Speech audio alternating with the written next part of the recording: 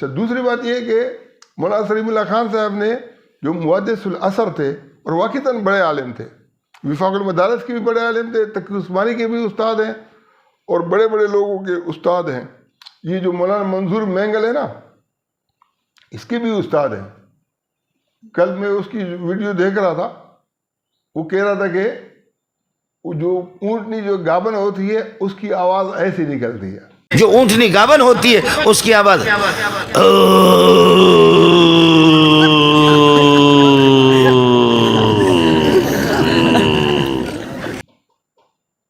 جیسے وہ مفتی عزیز الرحمان جو ہے نا، یہ اگر صابر شاکر کو بولتا کہ گابن ہونے کی جو ہے آواز نکالو، پتہ نہیں یہ کیا حرکت ہے یہ لوگ کرتے ہیں.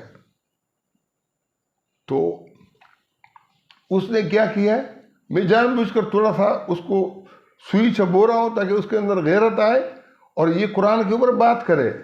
سارا دن یہ بکواس اور ہنسانے کے اوپر لگا رہتا ہے. اگر اس کے اندر کچھ ضمیر ہے، اس کا ضمیر مر نہیں گیا ہے فاعلیت سے اور مفعولیت سے، تو یہ اس کے اوپر بات کرے گا. بات کیا کرنی ہے کہ مولانا سلیم اللہ خان صاحب نے لکھا ہے کہ عدت کی دو قسمیں ہیں، ایک عدت الرجال ہے اور ایک عدت النساء ہے.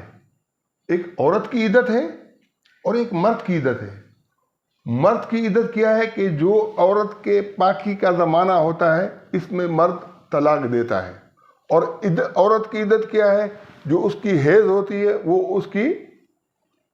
عورت کی عدت ہے. اب قرآن کیا کہتا ہے، یہ نہیں کہتا ہے کہ طلقوہن لعدتکم. اگر لعدتکم ہوتا تو اس کا مطلب پھر یہ ہوتا کہ حنفی مسلک کے مطابق طور کے اندر طلاق دینے کا وہ ہے. یہاں پر تو لعدتہن، ان کو ان کی عدت میں طلاق دو، تو اس کا مطلب کیا بنے گا کہ ان کو حیض میں طلاق دو، حیض میں چھوڑ دو.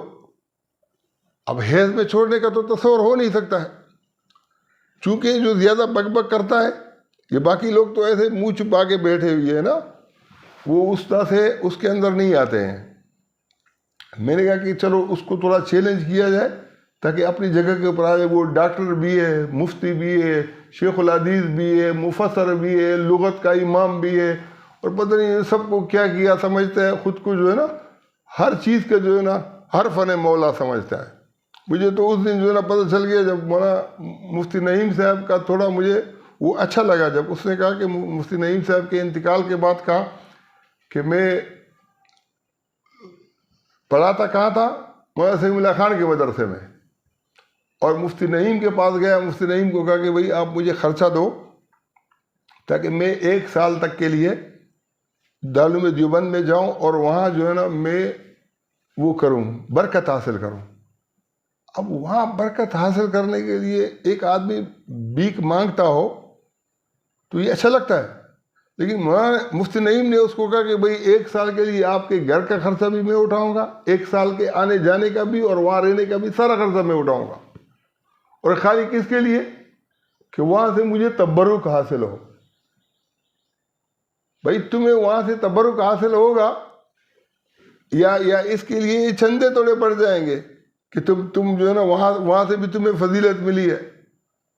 وہ جو فاروقیہ تھا اس کو کیوں چھوڑا، پتہ تھا کہ یہ یہاں تو تنخواہ ملے گی، دوسری جگہ پر جو ہے نا خوب یہ وہ ملیں گے، پھر باڈی گارڈ بھی ساتھ میں ہوں گے، پھر جو ہے نا آدمی بڑا بنے گا. جتنا بکو گے اتنا زیادہ جو ہے نا آپ کو اہمیت بھی ملے گی.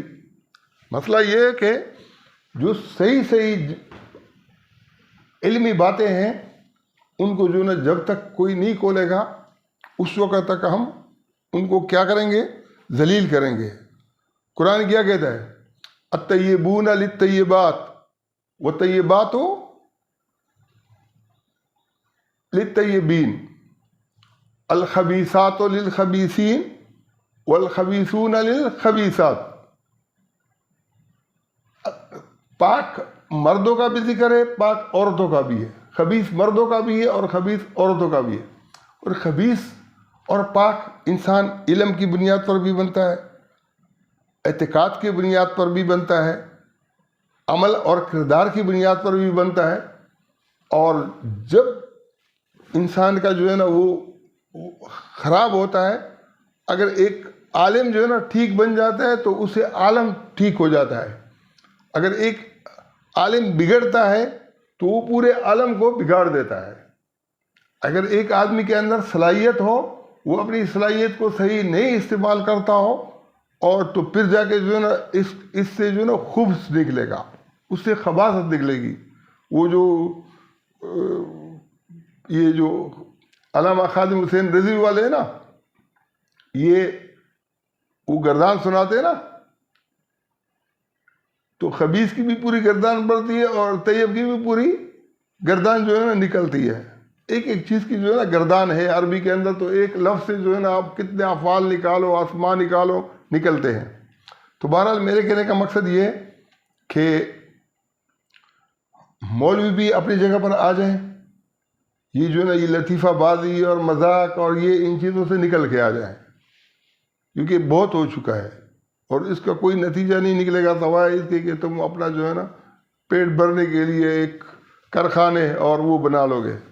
وہ نہیں شاکر شجاع آبادی، وہ کہتے ہیں کہ جو مسجد ہے اس میں مخلص نمازی ہیں وہ بیت اللہ ہیں، اور جو ہے نا یہ مولویوں کی جو ہے نا تجارت کی منڈیاں ہیں ان کو گرا دو.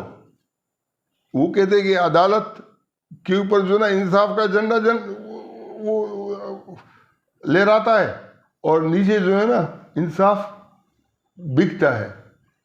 ان عدالتوں کو بمائے عملہ کے گرا دو.